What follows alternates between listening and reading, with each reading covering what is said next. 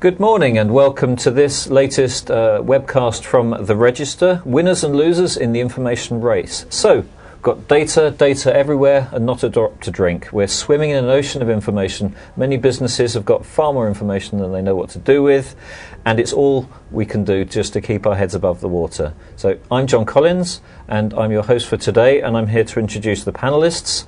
We have first Jason Foster from Blueprint. Hi. Jason, who's Blueprint's a consulting firm that specialises in business intelligence. We have Will Thompson from Microsoft. Microsoft is a very large software company. And we have Martha Bennett from Freeform Dynamics, which is a research organisation. So, as always, it's your questions that make or break these kinds of events. So we're very interested in hearing from you, your experiences, whichever sector you're in, however large or small your company is, as to what you're doing with all that information that's lying there just out of reach of your fingertips, and how you might be able to use it to affect your business. So before we get into the meat of it, a very important question is, because we've covered this kind of topic before, why now? What's so different today? We know we've got global financial this, that and the other. We know that money is harder to reach than it used to be. But equally, what else is changing? And I'm going to hand over to Martha and help us run through the agenda slide just to say what is it today that makes this question so important to answer. Martha.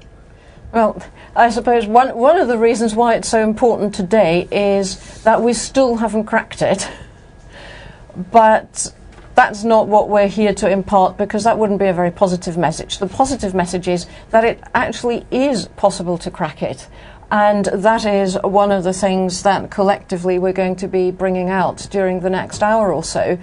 The other reason we're talking about it, you've already mentioned, it's the economic environment, and it's tough out there, and it's going to be tough for a while yet. So it is actually more important than ever to make sense of this data and to drive businesses as optimally as possible in order to survive and to keep swimming, to keep with your analogy. And finally, one very good reason why we're doing this chat today is that we at Freeform recently carried out a survey with financial services companies to find out how they were doing when it comes to whatever you want to call it, information management, business intelligence, but how they are coping with this issue that we've been grappling with for so long. If we look into, I mean, we've got the financial services background, but I'm going to bring you straight in here, Jason, because you've got experience across a variety of sectors. I mean, is it all doom and gloom out there, or are you seeing, are people even more interested in tackling this problem today than they were? Yeah, absolutely. Across financial services and most industries, we see fairly common themes in terms of what people are doing well and what people are trying to achieve or striving to get to. Although there's some specific issues and specific challenges in certain verticals, actually the common theme comes out in most. And a lot of organisations are grappling with tighter budgets, with more due diligence around where to spend that money. So yes, there is money to spend on business intelligence, on information management, but people are being a bit tighter, a bit more focused, a bit more understanding about where's the money going, where's it going to get them. I'm conscious of that. I mean, we've brought up the term business intelligence a couple of times now, but for some people that can appear to be this kind of big ivory tower of information. Maybe Will, I mean, is it about spending money on lab-coated analysts that know better than the business what to do with that information? I think the important thing about business intelligence or BI in general is just getting information to the people who need it to make better decisions. At the end of the day, it's about improving the way that a business performs. And to do that, people need to make better decisions and have them better supported. There was some statistic a little while ago that something like 60% of all decisions made in businesses are done more on gut feel than on data. BI is about changing that around the other way. Right, and there's one thing for sure. I mean, we're not short of data, are we? No. So but it's making sense of that. Right. Yeah. Which maybe... I was just going to say, maybe for the purpose of this hour, we can just agree that BI is a useful shorthand for right information, right time, right place. And back to back with that, I think if we just move on to some of the data that you've seen in insight that you've seen in your research, it's this fact that information there may be lots of it, but it's knowing what to do with it that counts. Knowing what to do with it, that counts. And while we're looking at that data, it's worth just reminding ourselves of a little bit more of the environment that this all goes against.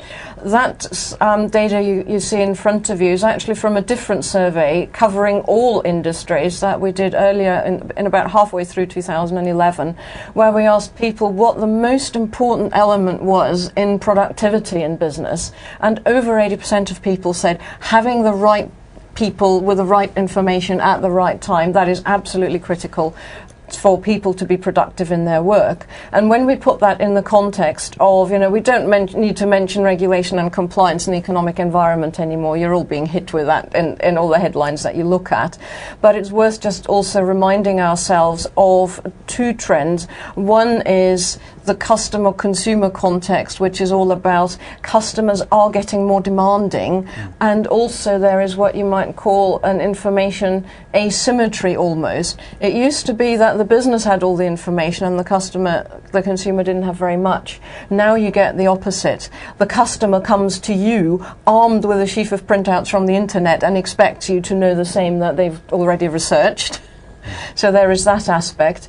And from an organizational perspective, it's worth bearing in mind that whether companies are actually doing it consciously or not, but decision making is increasingly taking place at all levels in the organization, and it's moving to the periphery.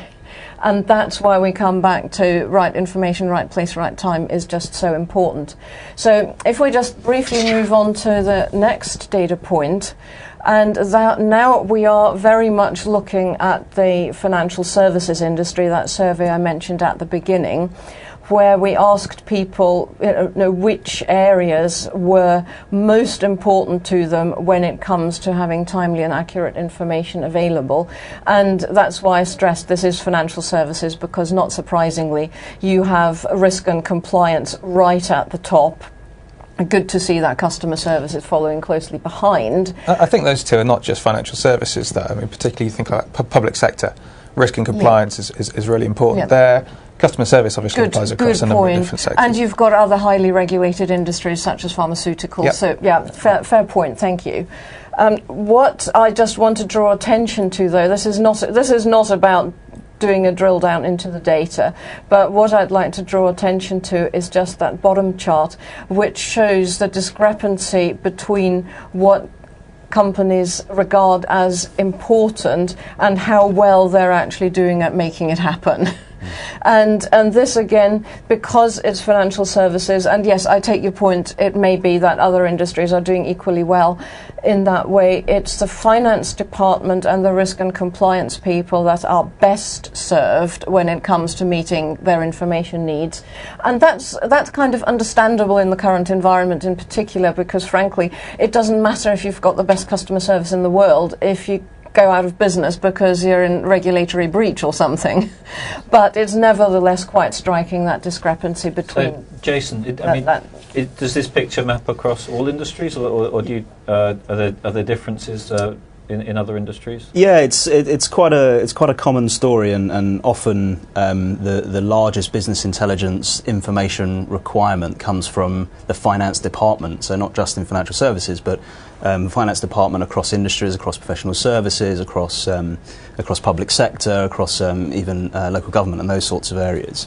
So I think historically, finances and the kind of metrics that organisations judge themselves by have been quite financial. And what we've seen over the recent years is that actually, though, that kind of trend is turning to be less, equally non-financial. So looking at the things like customer services, looking at the things like targeting your marketing spend, your marketing effort, targeting the people that you want to do business with. So moving away from just looking at the core kind of financial P&L balance sheet and actually starting to drive your business forward by understanding the makeup, the processes, what opportunities are out there to go after effectively. I mean, have you seen examples of where customers are really falling behind in any particular industry, or do you think that the game is open for all industries? I mean, I know we talk about financial services as kind of being a bit in advance, but are there other industries, maybe Martha as well, where industries are significantly falling behind? I would actually say it's more individual companies than industries. Because, and we'll get into that in a little while, what we also did is when we analysed this data from this financial services survey, we decided that we would investigate whether it was possible to divide our survey respondents into those that are doing better and those that are struggling, and then see whether there are differences. And we found that we very much, in the slide you're only seeing averages, but there are actually a lot of differences between companies. I've seen that in other industries as well. It tends to be less industry specific than company specific. I'd even go one step further and say that sometimes that's departmental or division specific, and where IT have often struggled to kind of keep up with the constantly moving, evolving demands of the business. The business are just going out there and saying, look, I can't wait for this information, I can't wait for this data, I'm going to go and get my own BI tools, my own BI capability, and build something at a divisional or department level. And we're seeing that growing ever more, and part of the things that some of the software vendors are doing now is to try and kind of keep up with that and enable both the kind of governance that you need from an IT perspective, but also that evolution that the business have got in terms of what information they need and want to drive the business forward. I do wonder if there's an irony in all of this, which is the finance department who are notoriously, preventing money from being spent on certain technologies, if it suits them, because they have a need for technology to help the finance department do better. They might find it a bit easier to sign off the budgets. Certainly from a vendor point of view, I've seen that. Yeah. The finance departments often drive a lot of these, and it's because a lot of the time they're the ones with the technology to start off with. I mean, financial departments are the people who are used to using Excel and the like to crunch their numbers. Whereas the sales and marketing department, maybe they're not used to using those sort of tools and technologies to do it. Yeah, and on top of that, I think the CFO specifically is also at the centre of driving a lot of organisations. So out of that is born, finance-led projects and initiatives around BI. But it's not just specifically. So finance. he gets to pay for his toys. Absolutely. Tools. Yeah. But just picking you up on that point about investment, that's one thing I would just like to share. When we divided those respondents into those that are doing better with BI and those that are struggling, one thing that came out very, very clearly, that those that are doing better not only have invested, and you say conclusion, they wouldn't they, but they're also, having seen the value of their investment, they're intending to invest more. They are much, much more likely to continue investing than those who are doing less well. Yeah, and food for thought. Well, it's critical, and the success drives success, I guess, in this instance. So yeah. It's not about necessarily a huge investment up front in doing all data to all people. This is about being a bit more targeted with what information you provide and getting some value out of that, and then building on that value and really focusing in on that. Yeah. So I flicked onto the next slide while you were talking that, because we're talking about investments now. So is there any other... We were talking about investments, and we were talking about right information, right time, right place. The reason that I chose to share this particular set of data points is that we asked people who in their organisation actually had BI tools available to them. And the response probably wasn't entirely surprising, that in the main, the people who have the most BI at their disposal is senior management. With the further out you spread, the less there is available. And when you look at the investment intentions, you're seeing a similar picture. Now, you can argue that that's all well and good because it's senior management that needs the most sophisticated tools, and that's another point that we'll pick up on, I think. And the other thing that's not Dilbert in there... is wrong, then. Okay, well, let's not go down that road. But having been... albeit a long time ago in IT management myself, but I know that what hides behind that business intelligence available to senior management, obviously the finance people, they do a lot of their own data crunching, but what you also see in a lot of companies is business intelligence specialists that deal with highly sophisticated tools that then deliver the report or reports, more to the point, to the managers in question, which is fine. But what you often don't get is when it comes to the departmental level or broader workforce, is people, getting the information they need to respond to that question or take that decision they're needing to take at the time, which is why I felt it was worth highlighting. There's a really interesting example there. We worked with a retail customer who had a set of reports that were being delivered to store managers, and that's a central team producing some information and delivering it out. They only get that on a weekly basis, and that's not really enough to be able to respond quickly. Very contrived example, but if it starts raining, they want to put umbrellas at the front of the store to sell more of them. If you're relying on a weekly report to tell you that, you're not going to be able to react quick enough. But in some ways, going to completely ruin the whole purpose of this whole hour, because I'm going to say it's not about information, is it? It's actually about decisions. And the information serves merely and purely just to help people make those decisions at the right moment. Yeah, it is. But and you could say, okay, if they have the decision power, then in the rain example, if they've looked at the weather forecast, they might just take the decision if they're allowed to. But let me give you another example, and I won't mention the name, but people might recognise it. At the start of the financial crisis, there was a well-known UK financial institution whose CEO stood up and said that his company did not have a problem because its customers were not in arrears, its mortgage customers. Less than a month later, that company was on the skids and eventually failed. The reason for that was that this CEO was telling the truth, except that his report was 3 months out of date. Which does... And that 3 months at the height of the financial crisis made all the difference. It seems quite remarkable to me that, at one end of the scale we've got decisions being made fully automatically in the microseconds, and at the other end of the scale you can have reports 3 months out of date. Yes. But I do wonder if there's another question behind all of this, which is, it's not just about the information getting to the right people, it's about understanding that people across the organisation are better able to make decisions.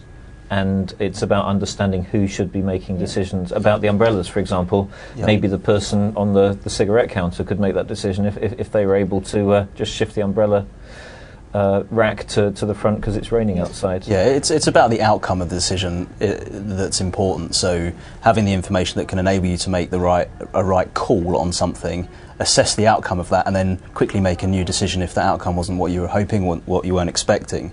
And often what you get is retrospective looking reports, not information that enables you to kind of understand where you can take your organisation. And there's a lot of good BI projects that have provided what's the picture look like, what did it look like, how have we performed, what was our kind of organisation, our company performance. And whilst that's good in itself and it's good for people to understand how the company has performed, actually what is needed is more that kind of much more kind of sensitive information about, well, what can we do, where can we drive, what's our information, what's our customers telling us through how they're interacting with us, that can help us make some decisions about going forward and drive the right outcomes, that have to link, and going back to the kind of the senior management having good access to the good information and good tools.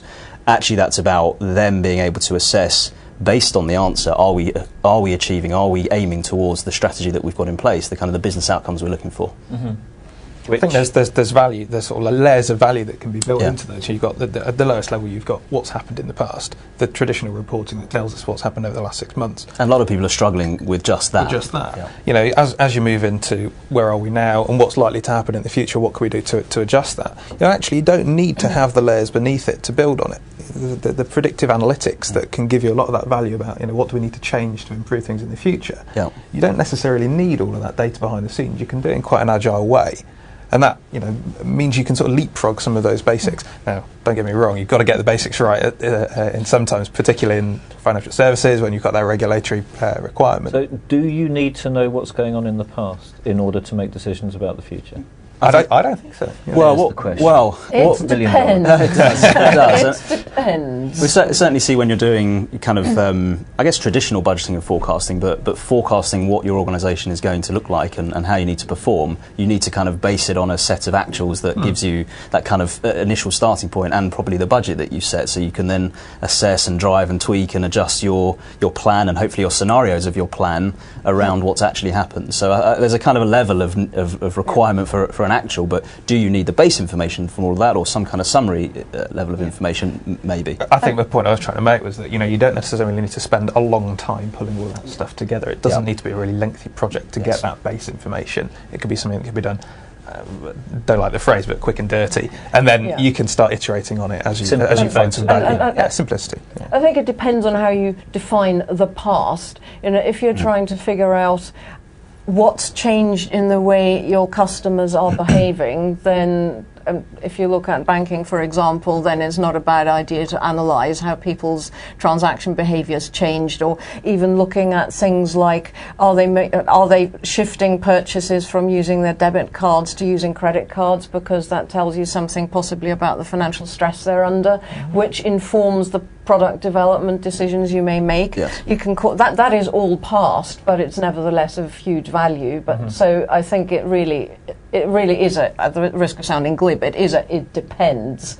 But if all you're doing is looking in the rearview mirror, then yes, which if that's what you're saying, then you're probably going straight into that brick wall while you're looking in the rearview mirror. Exactly. It's using what happened in the past to help you drive the business, not just reporting on the past, because that's what we've always done and that's what the report says. Not just getting a crick in your neck. Absolutely. So let's move from past to present, and the next chart, which is very much about how people see the information that they're receiving and whether or not they see it as adequate. So, Martha, maybe you can talk to this one. And also for those that think, oh no, not another data chart, that's the last one.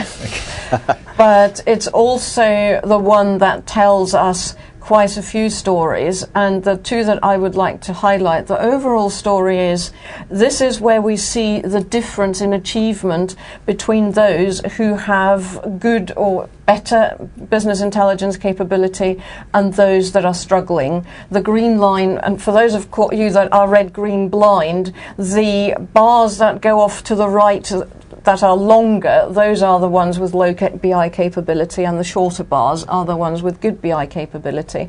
And what we were asking people about is whether, and this is IT professionals answering, do users in your organization complain about any of the following?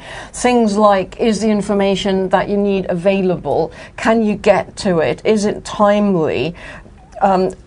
Do you suffer from having conflicting information? And if I just pick up on that data point, the world isn't sorted. It's not all roses, but when you look at the difference, around 65% of people with low BI capability say that we have conflicting information from our own data sources, but only 40% of those that say that have done better in putting BI capabilities in place.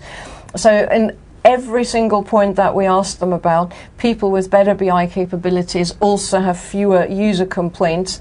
And if we just look at the very last question, where we asked them, do people complain about the data warehouse being no longer suited to their needs? Because a lot of people are saying enterprise data warehouses are a thing of the past and everything.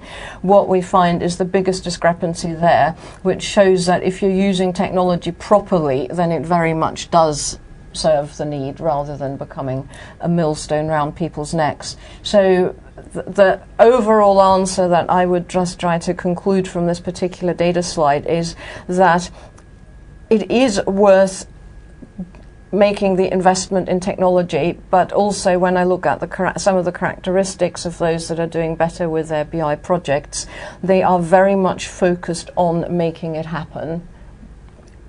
I think you kind of mentioned some good points there, Martha, and you also picked up on the fact that people are doing BI projects, and that in itself is kind of something to kind of, I guess, discuss and debate, which is actually BI is about a way of using information to continually grow and drive and evolve your organisation. And when you look at business intelligence, data warehouse, information management projects as a project, with a finite start and end date, that's when you end up with an organisation that the enterprise data warehouse is out of date. So if the project was to implement the enterprise data warehouse and then everyone moved on to a new piece of work, then that's where the out of date comes from. And it's about putting in a governance process from a business and technology point of view and a technical point of view that enables you to grow that, to not just expand on the data that's in there and the type of analysis people can do, but evolves with the way that the business wants to do BI and what they need the BI for. Yes, no, it's a very good point, and thanks for picking that up, because project is a term that actually means different things in this context. Yes. And you need to differentiate between what is very much a project, and that is doing certain aspects of the analysis, like what is the process that we're supporting? To start with, going back to basics, as you've already mentioned, does the process actually support the business appropriately? What do the people need that are part of this process in order to take optimal decisions? Those are all discrete elements that may even have an end date, because otherwise you get into that scattergun approach that characterises those that are doing less well. But as you pointed out, it is never-ending. I hate to use that cliched word journey, but it is an iterative process, which may have individual elements such as connecting system X to a visualization front end, for example, so somebody can do drill down into data. That's a discrete project. Yes. And let's I mean, if I look at this as a punter, if I may, even the green bars, the shorter bars, aren't sort of at the 0 to 10 mark, are they? That's a very good point. No one's got a monopoly on the truth here. There's no organisation. There's no name a famous sprinter or a sailor for that matter. No one's doing everything absolutely perfectly well. But the difference between being an organisation with good BI capability and not so good BI capability is that you're able to make decisions 20% better than your competition, according to what this would suggest. Yeah, and this is, if I think back to that dreadful joke about the two businessmen in the jungle, it exists in various permutations where this tiger appears and one of them puts on their running shoes and the other one says, "You can't outrun a tiger, why are you bothering putting on your running shoes?" And he says, "No, but with my running shoes on I can outrun you." Usain Bolt was the guy I was thinking of. Thank you for that. I remember now. His golden shoes. So, sorry, I've broken your maritime analogy. Why not? It's Olympic year. Let's shift analogies. We can do that with a register. Fantastic. So, yes, there are winners and there are kind of also rans, if you like, the people that get caught by the lion as opposed to caught by anything else. And so let's maybe drill in over to you, Will. Over to you, Will. It's all right, all looks the same on camera. Into how to differentiate yourself from the also rans in this information race that we're in here. I think one of the key things was that we kind of picked up from actually what we were just talking about in that last slide is that there are ways of making improvements, and these are just some of the areas that we've really seen people having a lot of success in. Actually, one of the key things that as we were just saying was about iterating quickly.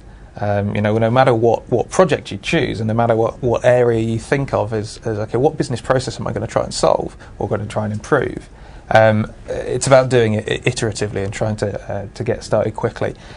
These are just some of the ideas, but actually, I think one of the most common ones I've seen, and this applies not just across financial services, this idea about combining data, being able to look at information that's come from potentially different sources, potentially different systems, but do something that give you a better understanding of how you're serving your customers, how you're serving your client base. And that can be actually doing things with data that you've already got.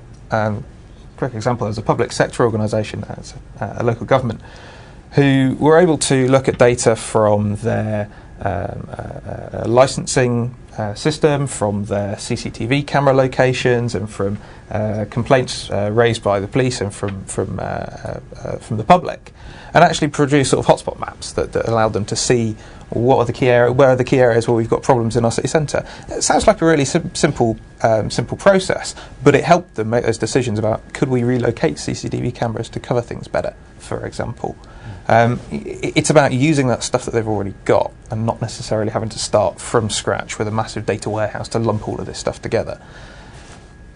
I think if you think about the basics, the regulatory reporting, for example, you've got to get that stuff right. It's a fundamental part of business today in this economic climate.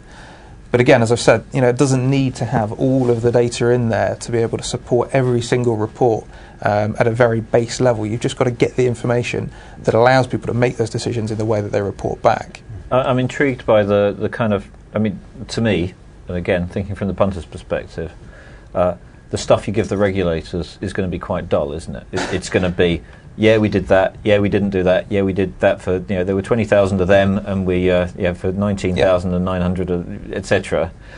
Whereas the stuff that you want to give your the business people to make decisions, if you just say, yeah, we did this and yeah, we did that, that's not actually helping them do their jobs that much. It comes back to what we were saying about having the right stuff for the right people.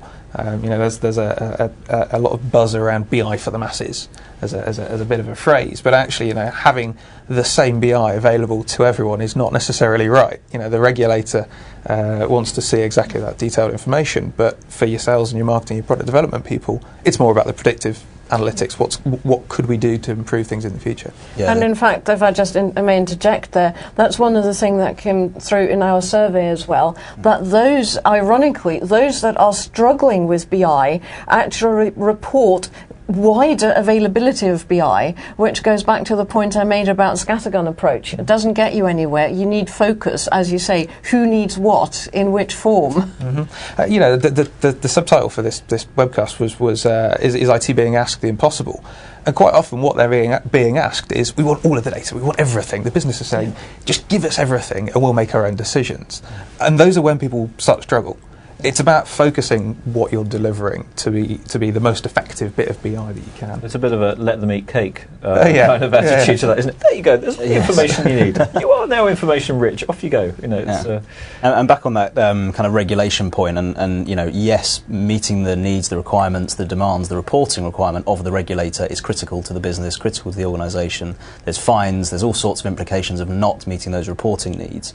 But what the regulators are asking you to report, and we see this often in local government, where the central government is asking for a certain set of measures, a certain set of reports and metrics, is that's what the government wants to measure you on.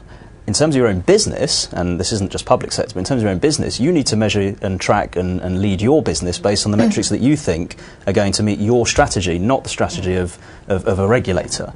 And the mistake we see organisations make is to say that, right, well, we've got our reports that the regulator wants, that is our BI, and don't go further. And actually what reporting for regulators is about is reporting to the regulators what they want to know. It's a necessary evil. Mm-hmm. You have to invest in that, whether that's completely manually or very efficiently, and obviously you want to do that as low a cost as possible. But what I'm also seeing companies make is a related mistake, and coming from the opposite end, those who do realise that the regulatory reporting is different in many ways from what you use to drive your business, and then they end up running two completely separate projects. Yes. When in fact the technologies used for both are actually the same, and if they didn't take such a siloed approach, they could save themselves a shed load of money by sharing the technology and a lot of the underlying processes, algorithms, etc., even if the data that's pulled in may be different. Yeah, and we'll touch on this a bit later in terms of the capability you need across the organisation from a people and technology point of view, and bringing that together under one kind of governance structure, if you like, to do that as efficiently as possible. So yes, you've got a regulatory requirement, and yes, you've got your internal requirement, but as you say, let's kind of do that in a way that supports both what we have to do and what we want to do. We see organisations doing that well, and we see organisations doing that not so well. And we have an example in a kind of asset management firm who have a strong FSA requirement for returns, and we're doing exactly what you mentioned, Martha, in terms of running a project with a different set of business sponsorship, a different team in IT to just get the regulators what they want, and then a whole separate kind of driving the business forward agenda from what was their internal BI, and there was a mistake that they were making, and we helped them to kind of pull that together. Speaking of mistakes, I want to bring in a couple of questions here now.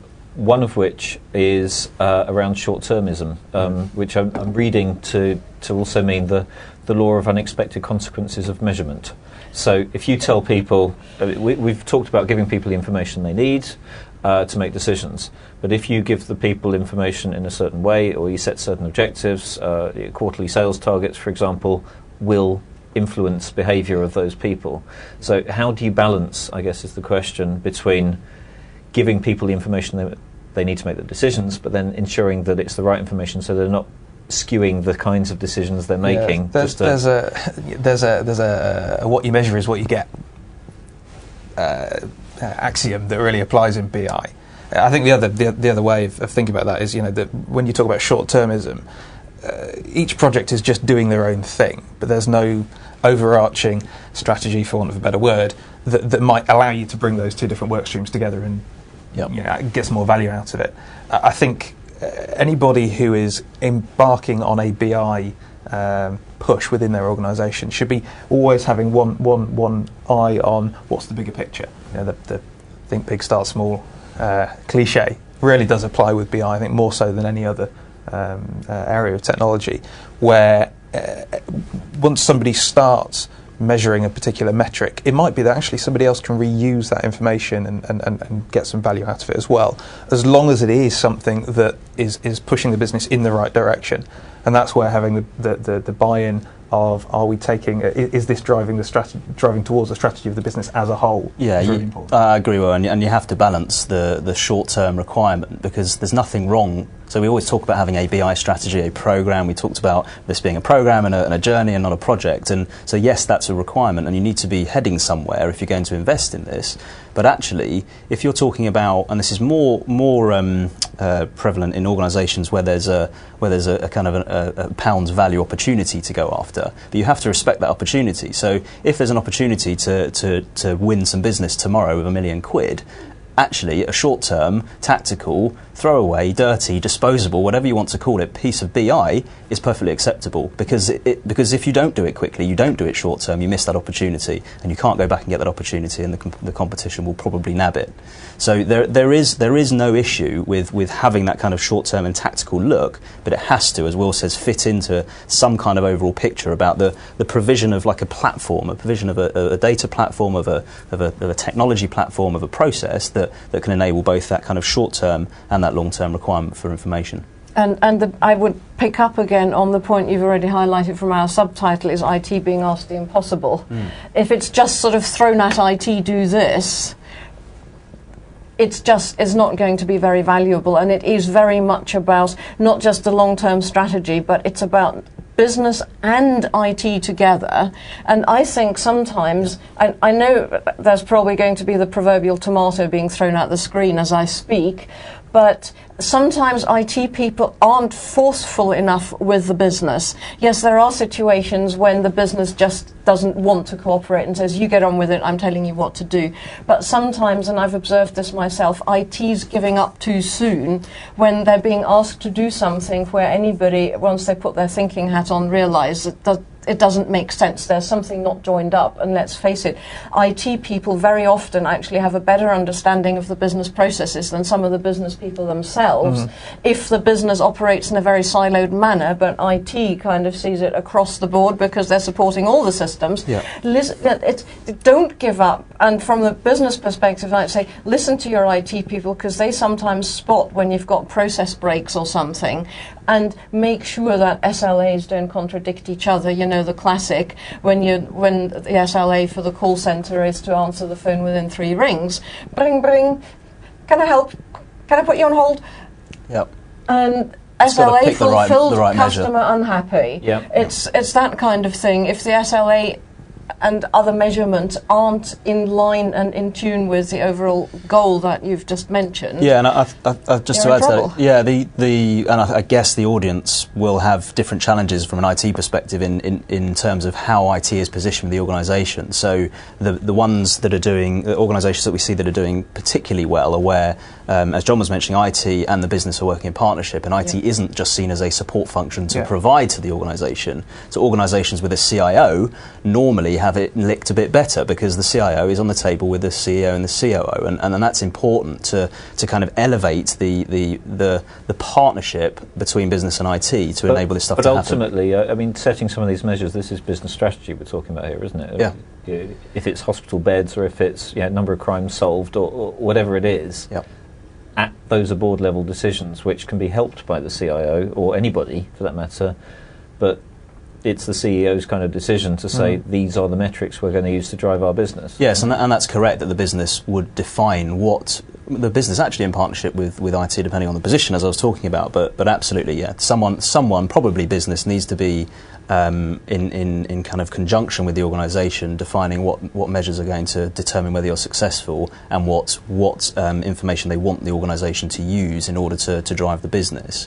So from a setting measures, metrics, which measures do we need to track our strategy, what's the kind of measures we need to focus on, yeah, absolutely, that's going to come from that angle. I will pick up on, so it wasn't so much a question, it was a response that we've had from one of our audience members. And we covered one of his points, which is it's about defining the audience for your BI, so we won't go around that one. But he also talks about, he or she also talks about education, and I think that's the point here, isn't it? That IT should be in a strong position to educate the business about, well, here's the shovel, but I wouldn't dig there, essentially, or stop digging, just because IT's seen it and seen it and seen it from a more objective perspective than the business. I mean, it's probably a terrible analogy, but to use your seafaring theme. Oh, we're back. Okay. Sorry, yeah. You think about IT down in the engine room, keeping the ship running. They're the ones who can see, what direction are we going? Are there any rocks popping up on the sonar? Whereas the captain up on deck only sees what's out on the horizon. We're going into dangerous cruise territory now. Let's not go there. But yes, point taken.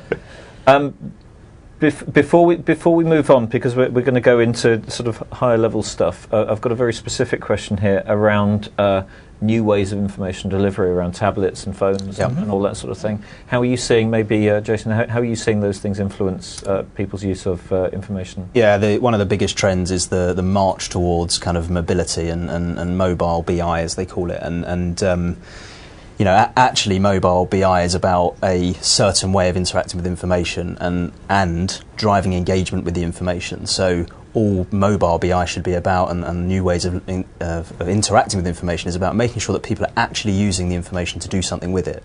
So you don't need the data on an iPad or any other mobile technology if you're just going to look at it and do nothing with it. Actually what it's about is using the information to do something. And mobility is definitely one of the biggest trends, particularly in organisations that are quite sales focused, whether they're using that on the way to a client meeting or on the way to try and close some business. And we see that more and more, and the kind of corporate jewellery as the kind of the phrase is being coined, in terms of senior directors having the information on a device that they can use and make calls on very quickly. And a couple of comments on that from my observations. Two things, well, possibly three. Number one, obviously there are those where the tablet, and we all know which one we're talking about, is kind of a vanity device. Yep. Leaving those to one side. Eye bling. The two trends I'm seeing is, number one, and I actually have one example of a bank that approached the IT partner they're working with and said, we want all our board meetings supported with having our reports interactively on tablets. No more printouts. We want people to interact in the board meeting with the information and be able to manipulate it there and then, which is a very, that can make that board meeting a darn sight more powerful. And the other trend that I've seen, and again a couple of deployments are coming on stream, where companies that want to enable their field forces, to your point, better than they've been able to, but that who've in the past may have experimented with PC-type devices or smaller mobile devices, and who are really latching on to tablets. And we're not just talking about tablets from the company with a fruit in the name, where it's just a much more useful form factor to enable people with better data to take better decisions, faster decisions, save journeys, those kinds of things. And it's not just and it's not just kind of the mobile devices. There's also kind of almost the desktop new ways of consuming information, and there's some very powerful tools that actually enable you to dashboard this stuff in a way that board can use it in an hour meeting where they've got an hour to discuss the future for the next week of the organisation and interact with the information that they can pick up on. What's the thing we need to focus on this week? What's the 90% of the organisation is running effectively, it's producing the results we want, there's a problem area here, and being able to kind of visualise that information in a way that they can engage with, interact with, and know where they need to kind of focus their troops, if you like, is critical, and whether that's mobile or not. There's a trend that goes in conjunction with that as well, though, not just being able to consume things on a mobile device, but how does that relate to the data that's sitting inside your premise, on-premise versus in the cloud, for want of a better phrase, using something that is hosted online, where you've got access to that data wherever you are in the world. I think, security and data sovereignty issues notwithstanding, the more data that is available to people when they're out on the road, seeing clients. There's a great example. We worked with a professional services company who, when they had one of their client directors going to see a client, they needed to know then and there, what have we sold to them recently, but also what's been happening to that client out in the news, looking on social networks, getting all that sort of information from news feeds and the like, to be able to inform the decisions that they're going to be making in that meeting with the client. Yeah.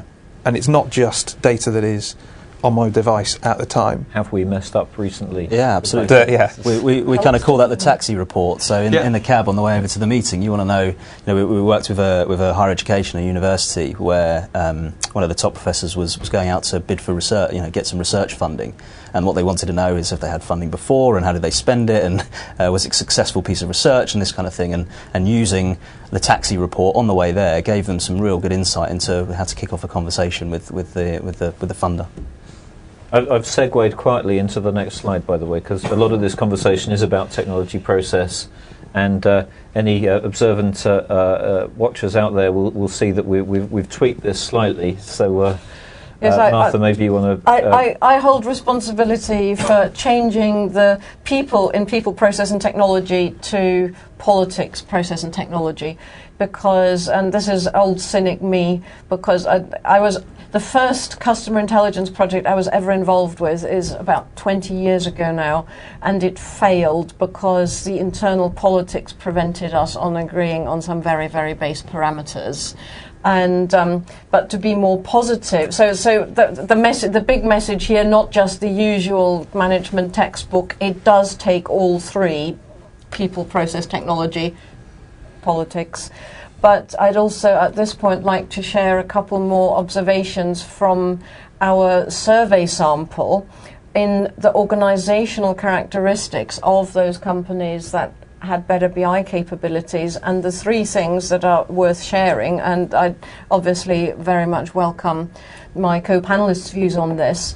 They were less product-centric in their approach, which suggests that they have started dismantling those corporate silos that often trip companies up. They have a more collaborative culture, and they are strong believers in local empowerment. I think that the collaboration thing's something that I've seen come up again and again. I class myself as one of the Generation Y, and as millennials start to get into the workforce, there's been a number of surveys and a number of studies that have shown that generation of people are inherently more collaborative. And I think one of the things that businesses can start to do, particularly from a BI point of view, is think about how do people share that information, and how do people work in a slightly different way that's more akin to social networking sites, Twitter and the like, but with data. People find information and uncover some insight in that information, being able to post it somewhere where they can share it and click like buttons. And it sounds very contrived, but it's actually not just more collaborative, it's also faster in collaborating. So I know that my children, for example, will, if you say they're going to organise a party next Saturday night and you say yes, within seconds they will have sent the invites out. And I think we can see that in the business environment as well, where it's actually the time to invite other people into the collaboration is compressing. Yes, and it's not just collaboration in terms of the generation that's coming into the workforce now, it's their expectation of how quickly they can access, consume and do something with information. So at home they've got they're fast, they're interactive, they're searching, their friends, their research on which is the latest technology to buy for their own personal life, and often they go into their organisation, their first job as they graduate, and actually getting some quite kind of old-fashioned, old-school information and kit that is kind of almost stifling their creativity, and we're seeing this, and some of that is the drive towards mobile and the drive towards more interactive information and quicker access to the information that they expect and have come to kind of become accustomed to. I'd like to pick that up. You mentioned sort of almost in passing the like button, and I have to admit I'm not even on Facebook, but I do know the like button, and that's something where companies really could learn, because you have, we've already said there's a lot of information going around in companies which may conflict or which may just not be very useful. If people could indicate this is good, this is not good, whatever that's why I picked up on the like button analogy. You could have an iterative process of improvement without even having to work too hard. Exactly. Yeah, exactly. That sort of self-regulating 5-star rating, which does pick up on someone's comment back. So we've covered all 3 points now. That's excellent, fantastic. Iterative improvement, brilliant. The other point that you raised on that diagram was about local empowerment, and I guess that relates back to what we were saying about devolving some of that decision making, having the information available to those people who want to be able to go and say very quickly, okay, let's grab some information from different places, do my own little bit of research and bit of analysis on it to make those decisions. Yes, there needs to be some technology to support that, but equally the process around how do we have access to that information and what's the governance around it is really important to understand. How do we track what's happened to that information once people have done that analysis as well? And it's very important that that can happen, because, again, in the current economic environment, it really is very, very important that companies either gain new customers or make sure that they don't lose the existing ones, but equally they can't afford to give everybody, we all like to be treated like kings and queens, but it's unaffordable for companies. But to have the data available at the point of contact that enables somebody to decide this customer's complaining, and yes, they obviously have too much time at their disposal because they come once a week and they complain about the same thing and there's nothing we can do to change the product. So maybe just gently spend less time with that customer and more on somebody who's got more business with you, or a complaint that can actually be resolved. Yeah. Let's take that as the first top tip, if I may, and move on. We've got just under 10 minutes left, so Jason, you were going to cover for us the kind of so what's and what can people actually do about this, and we how we like people to walk away from these things with a feeling that I know what to do. Yes. So over to you, sir. Yeah, unfortunately the answer, as most people would have gathered, isn't buy some technology and plumb it in and it will work and you'll have BI and that will be it. That is part of the story, and that is certainly something that needs to happen, but over the years we've kind of identified some kind of core principles that people need to kind of live and breathe by in order to kind of make BI successful. So not a BI project, but BI successful for an organisation. And the first of those is really about understanding what the driver for the insight is. So people often say we need the reports, but what do they need the insight for? What's it going to enable the business to do? What value is it going to add? And we tend to see that kind of centre around a few things. So one is about kind of maximising the opportunities that the business has. So this is about increasing revenue, improving customer satisfaction, driving the business forward and increasing the value of the organisation. The second is kind of around reducing the inefficiencies. So people often use BI to understand where processes are falling down in the organisation and pick up and let the organisation know that there's actually a break in process somewhere, and inefficient processes cost money. So there's kind of reducing the inefficiencies in the way you deliver your service and the way you run your organisation is kind of the second driver. There's then the one we've talked about quite a lot, which is around kind of managing the risk and compliance, the steadying the ship, and that is just almost a necessary evil, and you have to do it. And there's a certain amount of investment that needs to go in that. You want to do that as efficiently as possible. And then the last is kind of the more IT-centric one, I guess, which is kind of because you're trying to manage the total cost of ownership, and by delivering by consolidating your technology, consolidating your data, actually the cost of doing BI, the cost of owning BI from an IT perspective is reduced. I guess the kind of second kind of key principle to kind of follow is to deliver value quickly. It's to kind of not hide behind, not kind of focus on delivering a 2-year, 3-year program of work that brings all your data together, and at the end of 3 years you might provide a report that helps the organisation. Actually, this is about thinking a bit more agile, a bit more iterative, and delivering the value that you've identified in terms of the driver for insight, and focusing in on delivering that. And that could be the disposable BI that I talked about earlier, the tactical, but delivering value constantly and get momentum behind delivering that value out to the organisation. The third is then really about it's one of the things that people fail on 2 most. minutes left, and then we've got which is the engage. So I've got 2 minutes more worth of stuff to say. One each. Yeah, go for it. It's about driving the business engagement. It's about getting the business engaged with BI, with information, with data, and what they need to do with it, and what behaviours you want to drive, and action you want them to have out of it. And the fourth is about developing capability. So developing, yes, you need to be able to implement technology. Yes, you need to be able to write and build reports. But actually, how you want the organisation to use that information is key, in developing their capability to do that. And finally, just the general kind of cost of owning and doing BI for the organisation from a business perspective. So we see teams of 60, 70 people whose job is to build a monthly board pack report. Actually, you can automate that and not necessarily remove those 60 people, but refocus them on some kind of value-add activity.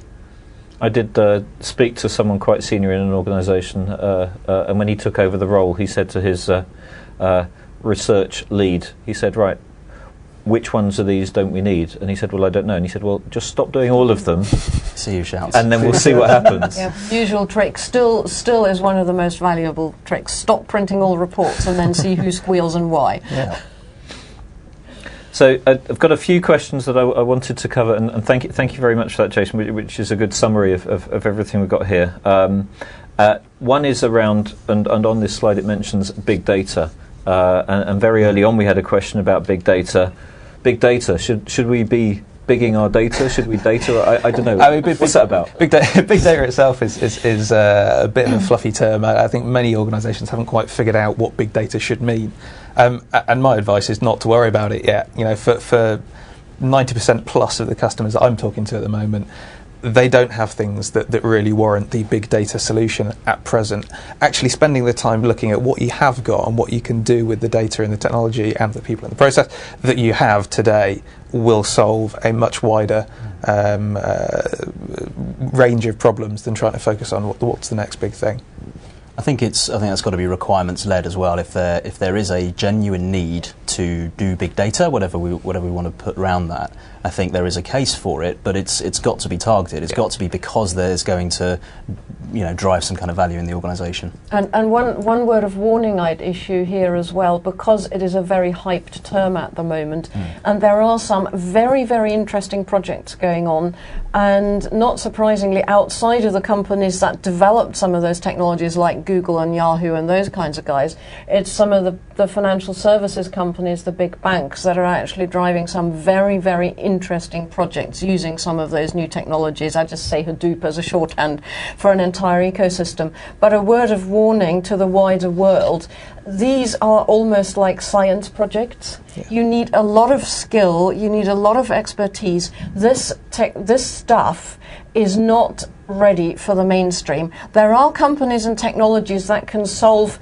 big data problems today that are much more out of the box, but a lot of people don't call them big data problems. So beware of the definition, right, and also beware of some of those technologies that are being talked about. They are not out on the shelf for everybody to pick off. Quick one for you, Will. Please expand on Excel is not the enemy. I think embracing Excel as a very good BI tool in and of itself makes sense. The data, the way that people manipulate data within Excel is great. The problem with Excel is that it needs some governance and it needs to be managed.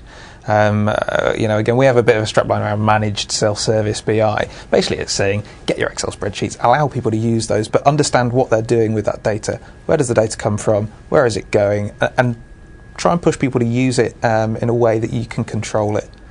Excel is an excellent BI tool, a front-end user interface to data, and plugging it into a governed maybe data warehouse, but a governed set of data, it makes it a really powerful tool, and people should be scared of using it in that way. And I'd even briefly expand on that. It's not even just Excel. Other parts of what you might call office productivity tools, such as a word processor, can actually also be a useful BI front end, because you can have things pulled into in real time. But can I just respond that the BI tool is simply a means to an end, isn't it, everybody? Yeah. Which I said it a bit glibly, but I think that's a point that's come across very strongly in this whole presentation, and so I can check off that question there very, very nicely. So I think we're just about running out of time. So have we got any last words from our panellists? Maybe start with you, Jason. What one thing would you leave people with? I think about this as a way of working, not a piece of work to do, and kind of close it off. Okay. I think to that point about Excel is not the enemy. Go and use Excel, get some data, fiddle around with it, see what insights you can derive from it, and then work back from there, iterate over it. What else can we do to better govern it? And Martha? I'd probably go back to, don't allow the business to make it an IT problem. It isn't. And that point was picked up, and you were congratulated. You didn't get tomatoes earlier. You were very pleased to hear. So, as you can see on the screen, where to go for more. Lots of lovely information there from Blueprint, from Microsoft, and the reports. I think is it out already? It is. Oh, it is absolutely available for download. Okay, so that's information management in financial services. So, if you have any further queries, then the comments field on the register website or directly from Freeform Dynamics, or you can get in touch with Microsoft. I'm sure they'd be delighted to help you, or Blueprint. And with that, without further ado, thank you very much for your time. Thank you very much for all your questions, and we look forward to hearing from you next time. Thank you.